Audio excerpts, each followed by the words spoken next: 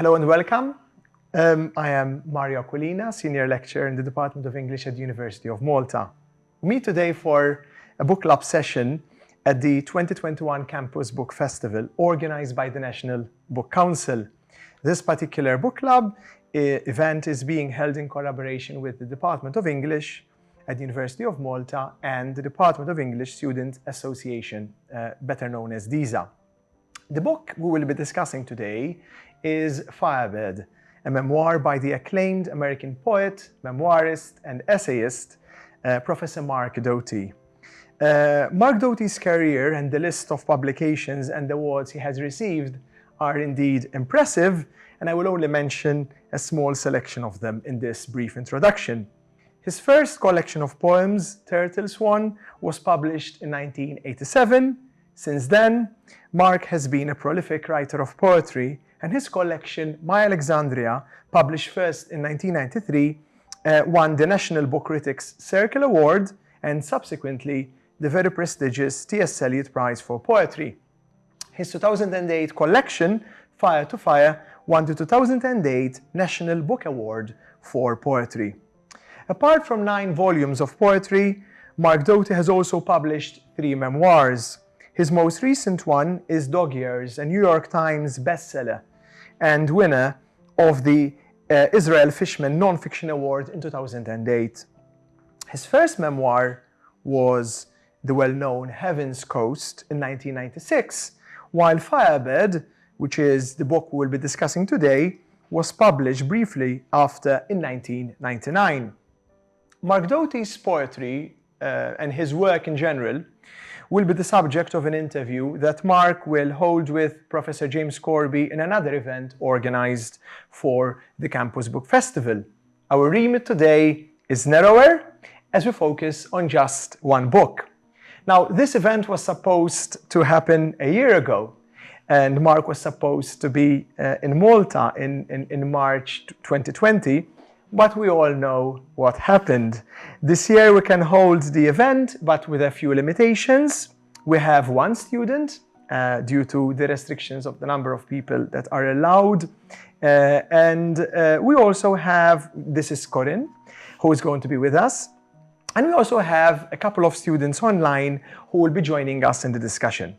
Most importantly, of course, however, is that we're very lucky, honored, and privileged to have Mark Doty joining us through a virtual link from his home in New York. Mark, thank you for being here.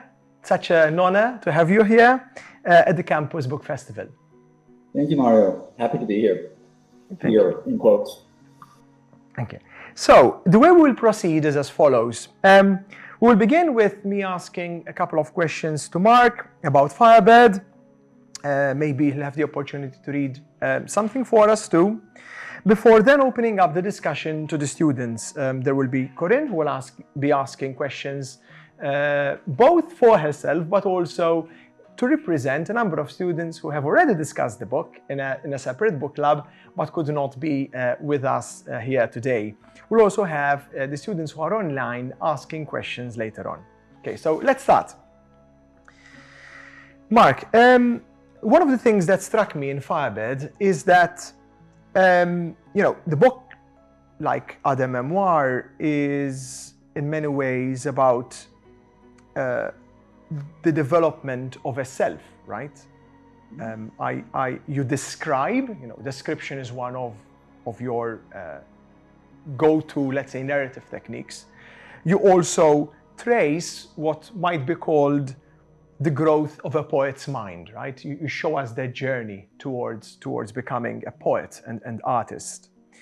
But I also felt while I was reading that simultaneously to that, there is a consistent attempt to understand not only the self, but to understand others, right? And I actually felt, I don't know if you agree with me or not, that your sense of who you are is relatively more consistent than your sense of who others are or who others have been to you, right? There is that attempt, especially with your parents, I feel, that there's a constant change in the way you present them, development and change. So my first question because I think that this is relevant to that, would be, what is your motivation for writing Firebird at that point in time in your life? There's always a certain degree of mystery as to why one writes a book. Why commit to this long process, years of thinking about something, exploring the material? And I think that the motivation changes and goes deeper as one continues. I'll tell you where it began. I remembered a scene in the book, and I want to read you just a little bit of that. When my fourth grade teacher in Tucson, Arizona, in the early 1960s, told us that we as a class were going to a concert at the university. We were going to hear the symphony play. And one of the pieces they would play was Stravinsky's Firebird Suite. So she played a recording for us of the Firebird Suite and invited us to stand in the middle of the room. We pushed all the chairs to one side and we could dance in any way that we felt, just freely move to the music. And I love this. I had nobody ever asked me to do this before. And I loved it so much that I was leaping everywhere, I was throwing myself into this dance. The next day, my teacher said, "Children, you can read, you can draw, you whatever you like to do." We pushed the desk back again, and today Mark is going to dance for us. And I did this without fear, without shame. Here I was, a sort of chubby, not athletic, somewhat nerdy boy, to use the current expression, of 10 years old, and without a shy bone in my body, I leapt around the room to Stravinsky's Firebird. And I thought, as an adult, looking back at that experience, what on earth happened there? It was outside the codes of gender of those times. I was fully empowered to leap and run, and not at least got worried about what my audience thought about it. Where did that come from? And what was Miss Times thinking? What was I thinking? What did that experience mean for me? Why was it so powerful? So Firebird began as an attempt just to understand that moment and delve into it. And from then on, I found myself interested in experiences of performance in childhood, ways I saw other people perform, being dazzled by a stage show or a movie or all kinds of places where people became larger than themselves. You know, we have our limited daily self in which we go about our business, and then sometimes when we perform, we become larger than life. We enter into a different kind of level of being, it seems. So my book wanted to examine that, and as I wrote those scenes, I realized that performance for me as a child was a refuge. It was a place where I felt a sense of solace and of hope and possibility. And after I had discovered that, I realized I needed to know why. I needed to talk about why I needed a refuge. Why did that boy need solace? And thus the rest of the book unfolded, which tells a fairly dark story about my family. It was, like any memoir, I think, an attempt at understanding. Memory is impressionistic, comes to us at random, triggered by events of the moment. But to really try to tell a story and to go deeply into that story is a work of concentration. And I know no better way to do that, to concentrate on memory, than to write a story, to write a text in which I try to unfold that for other people.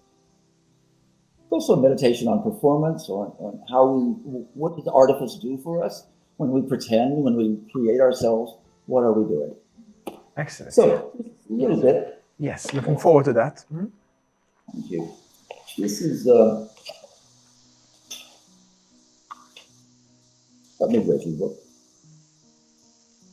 So let's see, this is, we're preparing for the symphony concert.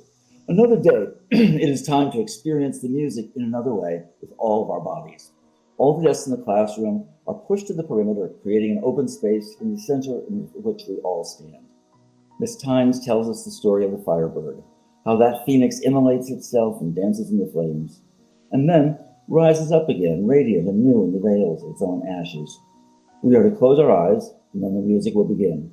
When we are ready, when we find the music within us, then we may begin to move. We wait in our self-made dark. Crackle at the beginning of the record, then silence, then the Firebird's opening strain, something approaching like weather. We're still at first, but then a few kids begin to sway and then to rock, and soon we are stepping and turning every which way in a freedom of motion which in truth I myself have instigated because I am suddenly deeply at home in the music, which seems to inhabit me. And as the piece mounts in intensity, so does my movement, the fluidity of my arms and their ripplings and archings, the bowings of my legs, the bending of my spine.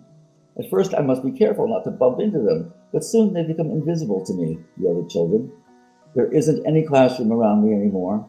The music is effortless grace, and subsumed by it, I also am effortless, something written quickly in the air. I'm utterly transported and free and weightless as the slides projected on our living room walls. Haven't I always been fire and never known it? Miss Tynes is, I think, flabbergasted, or at least I imagine so now. Who is this boy who pirouettes in his husky boy jeans as if he hadn't a shred of shame? At the time, it seemed to me so matter of fact. Who wouldn't give themselves over to such an outpouring? Who wouldn't let that music come welling up as if it came not out of our portable phonograph, but from the depths of the body? That is what has fallen away, like the Firebird's scorched and immolated veil, my shame. How could I even know I carried it until I laid it down? She must think this scene something of a marvel, because she institutes this plan. The next day, she invites me to perform an improvisational dance to the music again, but this time alone. The other children will sit at the desk pushed to the rim of the room. They can watch if they like, or sketch, or read. Today, Mark is going to dance for us. They don't seem to matter right now, to her or to me, and in fact, I erase them. I accept the invitation without hesitation. Of course, I will dance again, and this time in an open space, without the distracting hazard of other dancers. I'm alone at the center of the room, and of course, the lights don't change, but in my memory they do. The edges go on shadowy while I stand at the heart of a circle of light.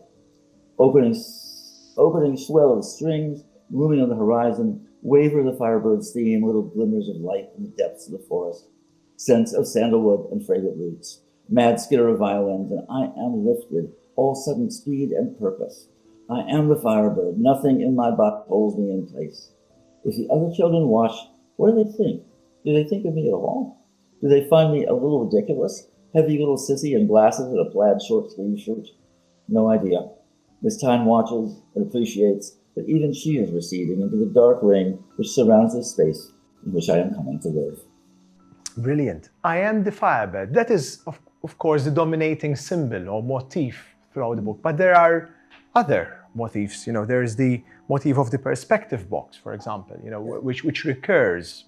There is the motif of the song Downtown, sung by Petiona Clark. And there are others which recur. And I guess they are ways of bringing some kind of aesthetic coherence to the chaos of life. In fact, this leads to my second question, right? The book, to me, reads not only as a memoir, but also a book about memory, in the sense that it does not only recount your life, but it also reflects on the significance of remembering and making sense of memories. What matters, you're right, is what we learn to make of what happens to us. And we learn to make, I think, by telling.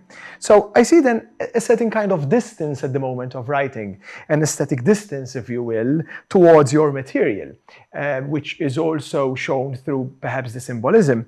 My question is this distance necessary for a memoir to be written? Oh, absolutely. Absolutely. To tell any story is an act of arranging your material, considering timing, pacing, what comes first, what comes next. And when we tell a story, even to, say, friends over a drink, or while you're waiting for a bus and you're talking to the person next to you, you're arranging those details. You tell them for a particular audience and for a particular purpose. The purpose of Firebird, to my mind, of this memoir, and maybe the purpose of any memoir, is to try to gain insight, to understand what happened and see where you have been. I have always felt, as a poet and as a prose writer as well, that I may not live an experience completely. I may not know it completely until I've written it, because it's in the telling of the story that one comes to understand the patterns, to view motivation, to think more carefully about what the forces were at work in that experience. Nabokov said that the purpose of memoir was to discover patterns in a life. In a way, that's a simple statement, but it's also a very complicated one. It's to discover patterns. So to see what's already there, to see when we see a pattern in something, we begin to perceive it differently.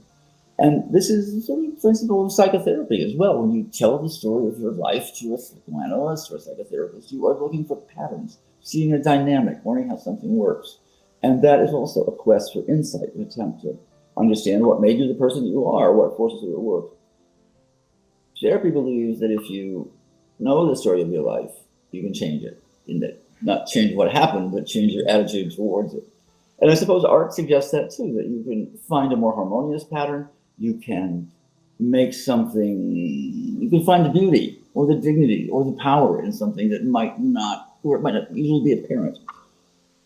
I can look at that boy dancing around the classroom, overweight, awkward, big glasses, and I can see something silly or a little ridiculous or clumsy, or I can see something really quite beautiful, a child allying himself to the glory of Stravinsky's music and finding a sense of being at home in it.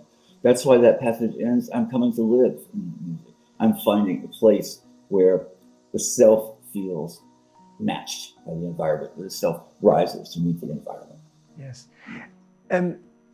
I believe you're right that art saved my life. Mm-hmm. How is it that making sustains, right? Now there seems to be, and this is very much related to what you've just told us, in fact, about those mundane moments gaining a significance beyond them as you look back at them, right? There seems to be something fundamentally ironic in your account of your childhood, in the sense that you are aware of seemingly two contradictory forces, right? That are, however, inextricable. If you allow me, I'm just going to read just a few lines because, of course, you put it brilliantly, and that will be a better way to ask the question. This is from the opening of the 11th chapter, Sorrowful Mother. My mother taught me to love the things that would save me, and then when I was 16, she taught me that I wasn't worth saving. I learned the first lesson best, since beauty engaged my deepest interest, and since I was most willing to be instructed by delight. But I would be lying if I said that the second lesson didn't shape me. And one of the things that struck me in the book is how elegantly, splendidly you navigate these contradictory forces, right? Pain and beauty, or beauty and fear, right? That lead to the growth of a poet, so to speak. Was this an aesthetic challenge for you? Was this perhaps the most difficult thing to write about in the book? Or was it actually what gave shape to your work? This relationship between suffering or pain or trauma and beauty. When I began to write this book, I was thinking about moments of performance. One of the earliest ones is in the first grade, going to an assembly and seeing a girl come and tap dance for us, a performance that was a promotion for a particular brand of bread. And it was absurd, it was campy, and for me, as a 6-year or 7-year-old, it was riveting to see this girl occupy the stage with lights flashing off her sequins and her tap dancing shoes flying. I thought it was beautiful, without question. And of course, as an adult, I look at that beauty, I mean, well, that beauty is maybe a little suspect, but it was very moving to me at the time. So I went through, sort of rifling through my memory, looking for experiences of performance, either by myself or other people, and I found a number of them. It was a constant theme in my childhood. And as I wrote those scenes, I thought, this is the book I really want to write. And I made a draft in which the childhood sections were quite extended, quite detailed, and adolescence took up about 15, 16 pages. And then I sat with it and I thought, wait a minute, this is an act of avoidance. The adolescent portions of the book reveal why I needed a refuge, where that difficulty, where struggle would come from, and what beauty represented an alternative to, which was the conflict and the tension within my family. And I thought, well, no, I'm not protecting the reader from this. I'm protecting myself, and I need to do a better job on this. And so I wrote the next draft of the book, which was a much more fulsome treatment of adolescence. I don't think I could have, sincerely, I don't think I could have survived growing up in my family, which was alcoholic. There were instances of violence where there was just, a great deal of conflict on the part of my parents, as well as a great deal of homophobia, which existed, of course, in so many families. And my parents did not have a worldly experience of sexual difference. They did not know what to do with this kid who was not who they expected him to be. I can't blame them for that. I understand the background from which they came, but it was nonetheless an occasion of pain and difficulty for me. I would not have made it through that had it not been for this belief that the things that people make, the things that I could do, would lift my spirit, would give me courage, would give me a place, a position in the world, something I could do that other people could affirm. So writing in particular became a place where I could make something that other people would respond to positively, and that would change my sense of self. So this kind of dialogue between feeling affirmed and feeling rejected was so much the dynamic of growing up for me. And I hope the book captures that feeling and talks about the way that I think for many people, the act of making something lovely, something you can show to others, something that you're proud of, something that holds that which you are in some way, is a place where we find a great sense of strength and possibility. Sometimes when nothing else will offer it. Brilliant. I'll now let the students ask you questions or give their comments. We're going to start with Corinne. Corinne. Okay, so my first question is, Firebird is a true mental analysis of your childhood and teenagehood, taken from hindsight perspective of your adult self. At what stage in your life did you come to all these realizations about your past? It must have been very difficult to write about your past, and how did you find the right way to depict what is essentially a deep part of your psyche into words? What was that process? Well, it was much more fun than you would think. Looking at the experiences of performance, the parts of the book that I really enjoyed writing, thinking about that tap dancing Little Miss Sunbeam, or being a Cub Scout and the things we made in Cub Scouts, or being in Miss Time's class and dancing. I felt that I was almost watching a movie of my own childhood. I would visualize those images and then just sort of see what happened. And I found that I remembered so much more than I knew that I had remembered, that details would come up that I sort of assumed I was making up, and some of those I was actually later able to confirm. So I was excited by this active work of memory. And I like describing things. I think that's probably my chief pleasure as a writer. It gives me joy to get accurate language for something I have seen or known. So that part, that was pleasurable. Of course, other aspects of the book were not. And even when you were describing something that's stressful or difficult or painful for you, there is at least the possible satisfaction of accuracy. So if I think I've said something well, or said it in a way that has some grace or strength, that's something, even if what I'm saying is painful. A friend of mine said, how did it go? Something like, is it a poem? He says, say it beautifully and it will be true. Something close to that. If it's beautiful, it's true.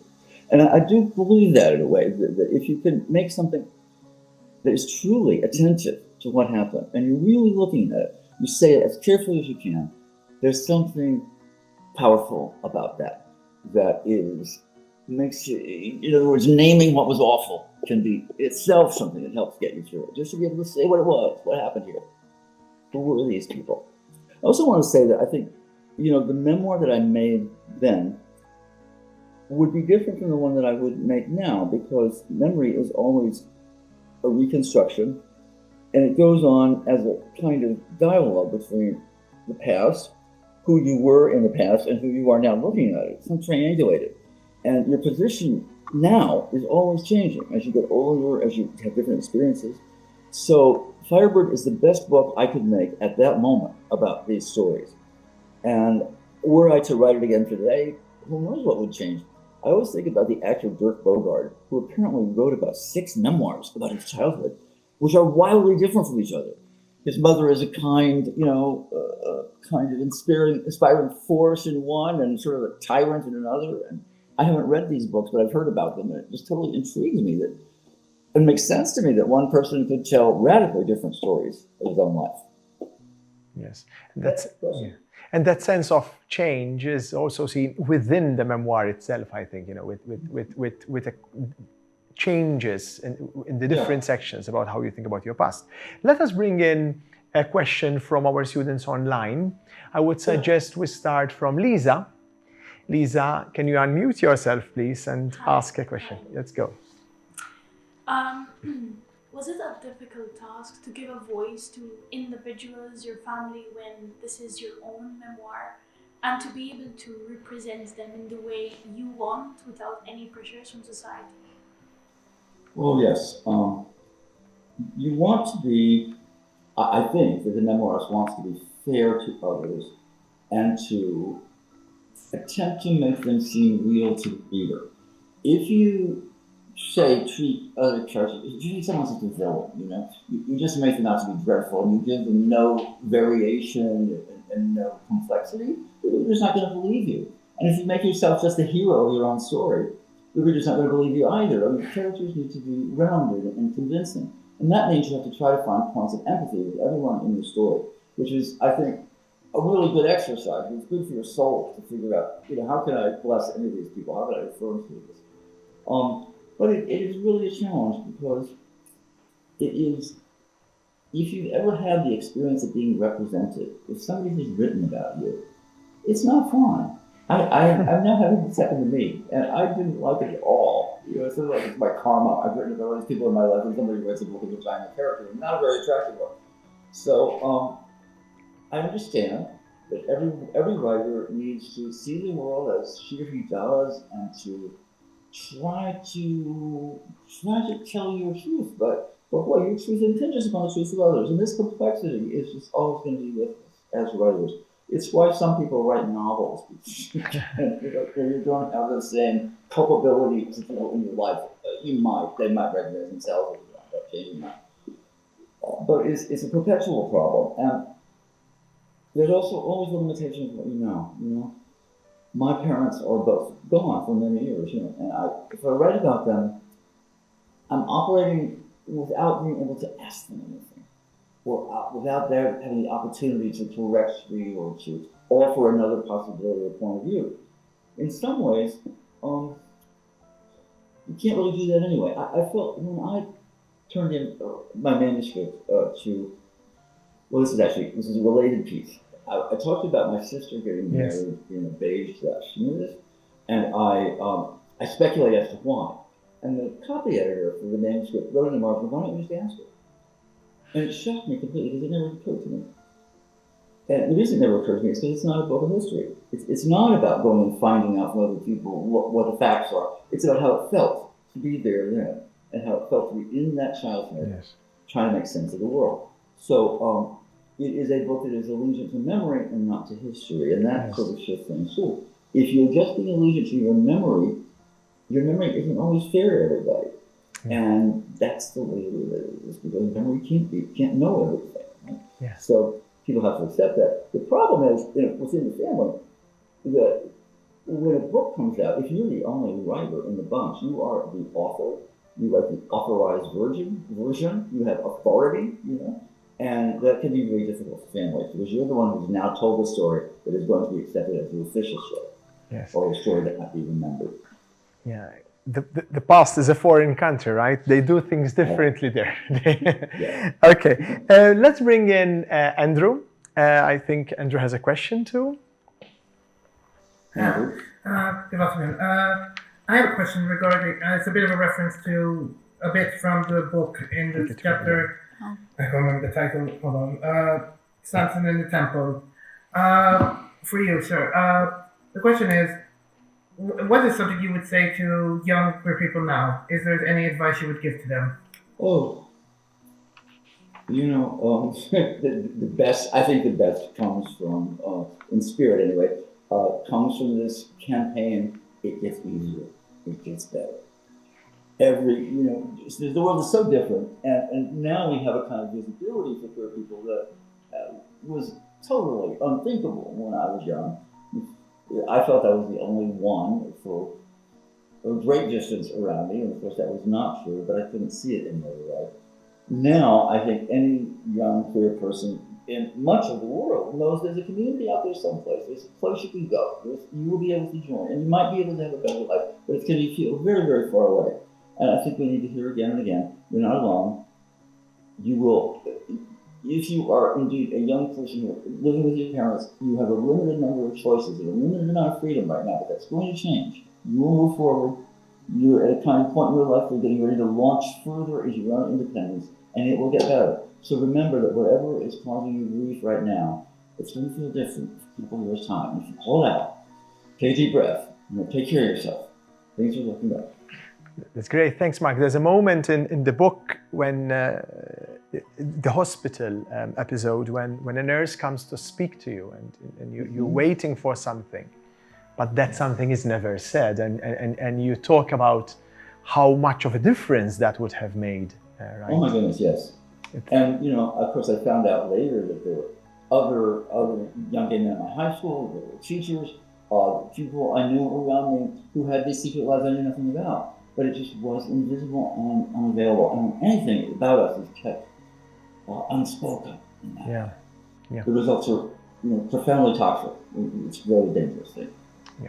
Okay, let's go with another question from Corinne. Yes, I can discuss what the other students in the book session. Yes, because Corinne is representing also what other students who would not be here would have wanted to ask you, Mark. Yes, of course.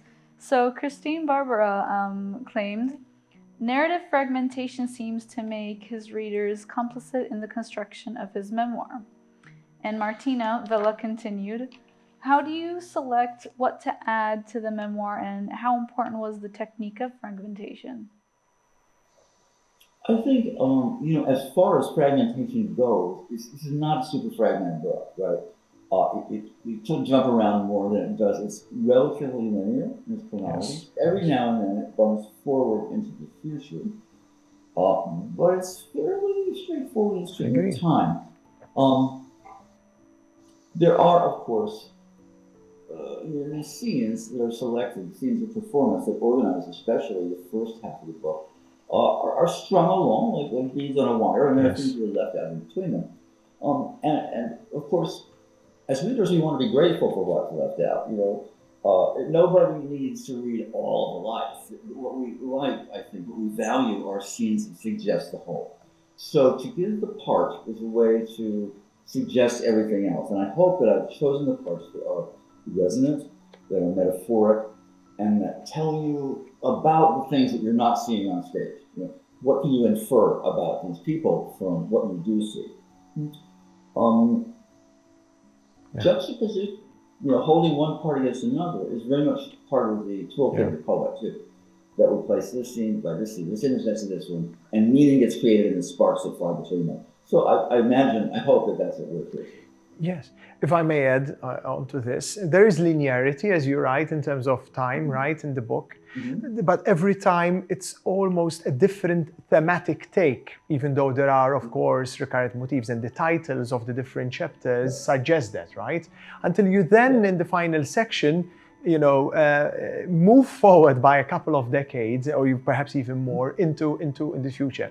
So there's almost a kind of essayistic quality to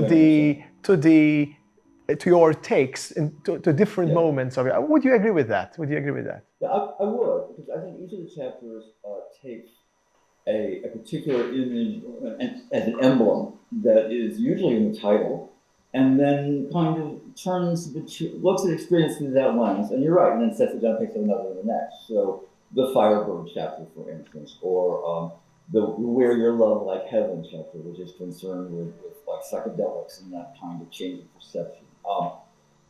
Each one is sort of self-contained in that way. I think that I think in such units, and that probably has to do with long practice as a poet, or what is making something that is not generally 300 pages long. And so to construct a whole book-length prose narrative, I'm doing that out of these bits that are like essays or like criminally extended poems, and then placing them one against the other with a kind of through line. I don't know now, when I think about this book, I'm not sure that I would do what I did in this one, which is to bump several decades into the future and do that adult story at the end. I think I might stay with that young man a little bit longer. I'm interested in the motion toward adulthood in it. But I just didn't want to go there. Yeah, in fact, I was going to ask you before I let Lisa ask another question, whether that final chapter was written later, after, or whether it was written at the time of the writing of the other chapters. It was written about 10 times the chapter. Okay. And I liked, and I think it's all right. I liked how it moved at the time. Yes. It's an attempt to Yes. resolve the mother's story, the mother-son thing. But there are other currents in the book besides the mother-son thing. In a way, a friend of mine said, well, but wait a minute, it's not the mother's story, it's the boy's story. and as time has gone on, that's resonated with me. So I probably would do that differently now. But, you know, the world does not need a revision of this book for me. I will do other things.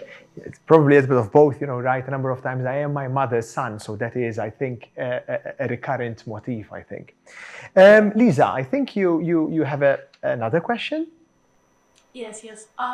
There is this attractive idea of truth and the sublimity of catharsis that pulls us readers forward into the past. We noticed that your memoir is based in the 1960s and the beginning of the 1970s, a time period where your personality flourished greatly. How much would you say that your development and personal growth mirror the events of that time? Oh, they're inextricable, you know, and I think that's probably true for all of us.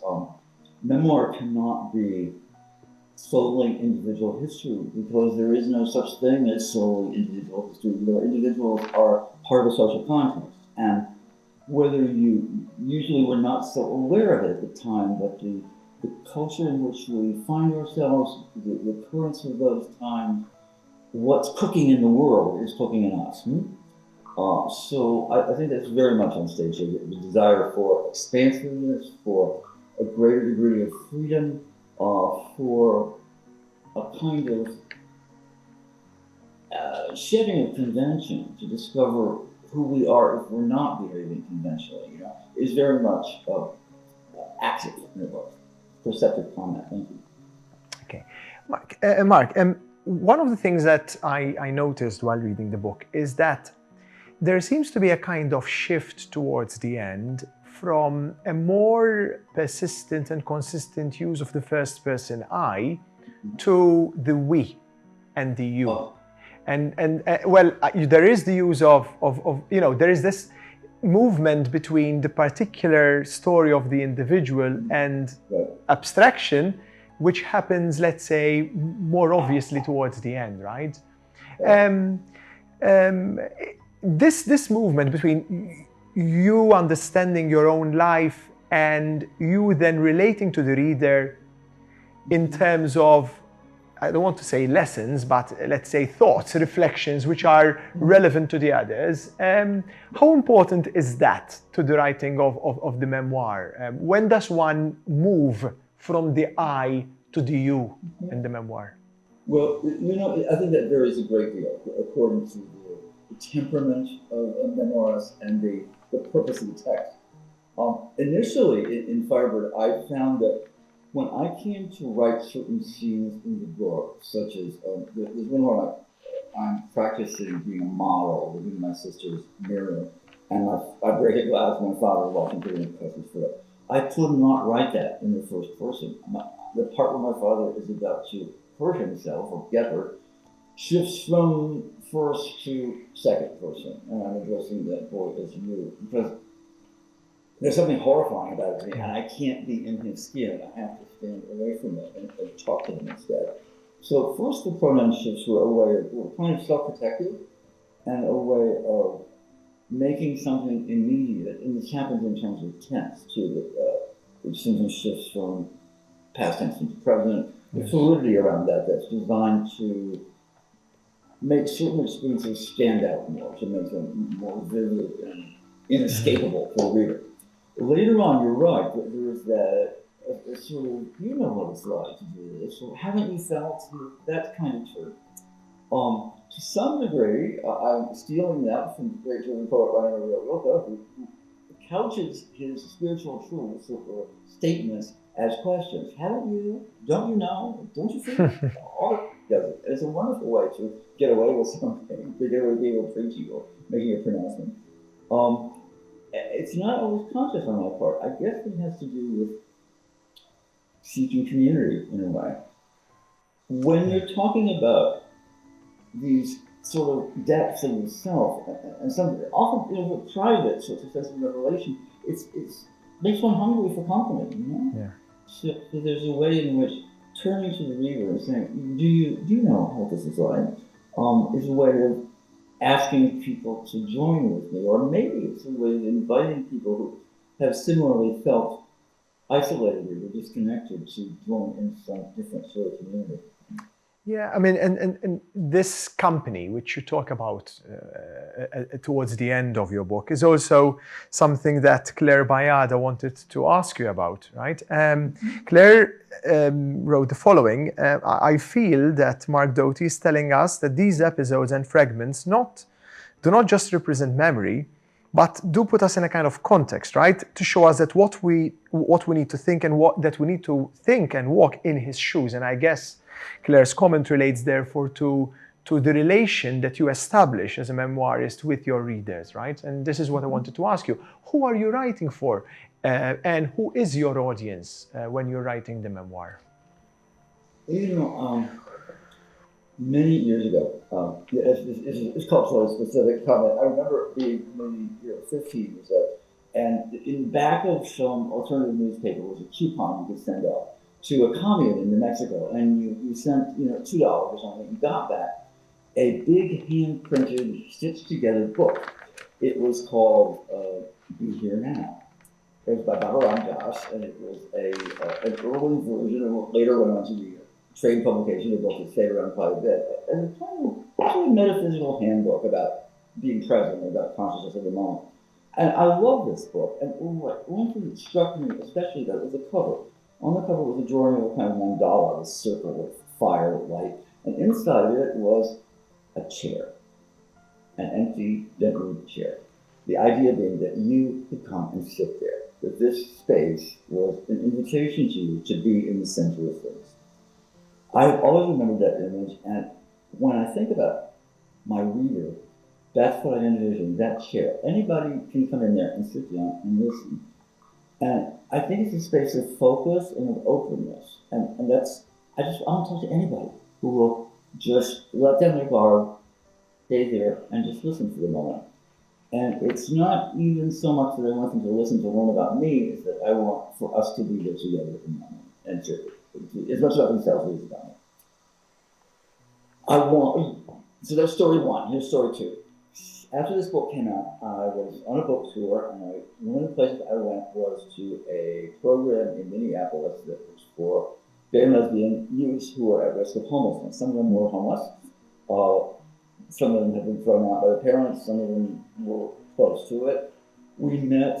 Everybody got a copy of the book. I had about 15, 20 kids in the community center, and we started talking. Pretty soon, I realized that many of them could not read it. It was just not possible to know those kinds of skills. So I just told them the story.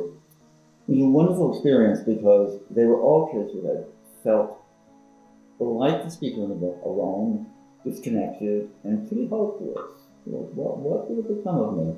They had it much worse than I ever did. When they were eating out of garbage bins and hustling and whatever they needed to do to survive. But there was this connection between us that came from me telling them the story and them holding the book in their hands. And I think that could be my audience. That's one. Excellent. Now we're getting close to the end of the event, but maybe we have time for one or two short questions. One question which I wanted to ask you, and this was also a subject which we discussed before with the students when we were discussing your book. Those moments when you give us the speech or thoughts of other characters, in particular your father, your mother.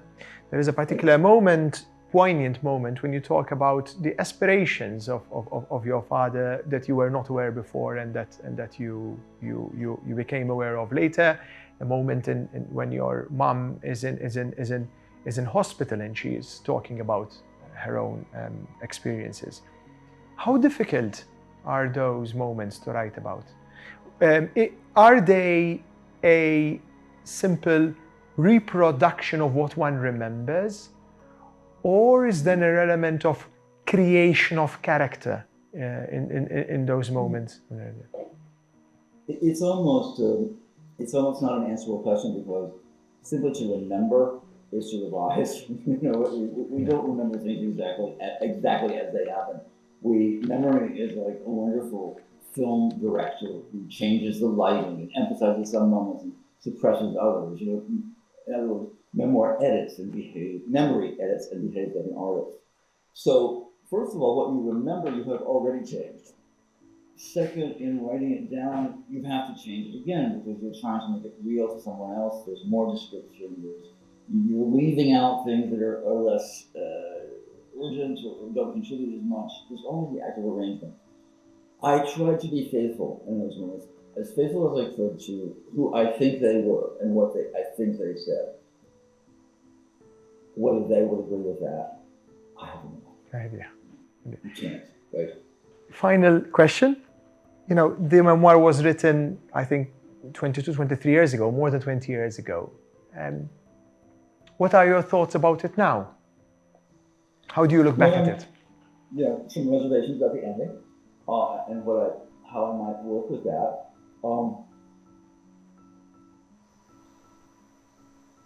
I think it's a piece, and it's interesting from a later perspective to think about the memoirs one has written, and I have written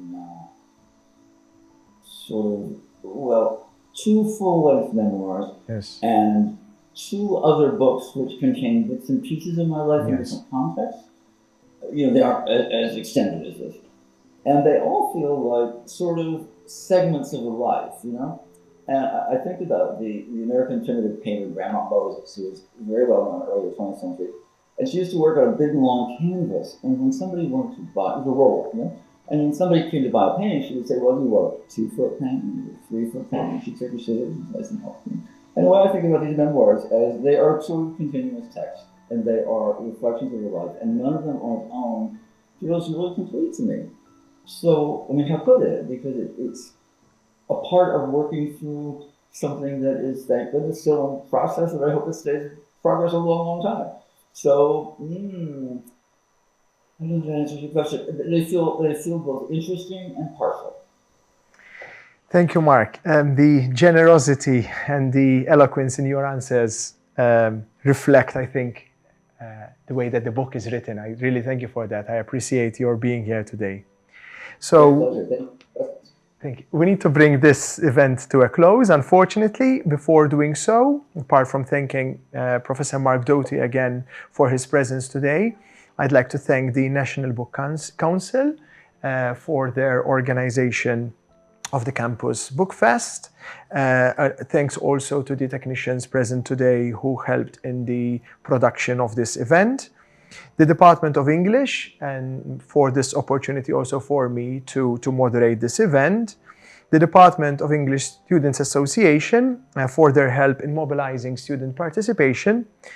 And also thank you to all of those who are watching this event. I hope that you enjoyed it at least as much as I enjoyed the event today. Thanks to Corinne for being here. Thank you. And of course, if you haven't read Firebird yet, I think you should.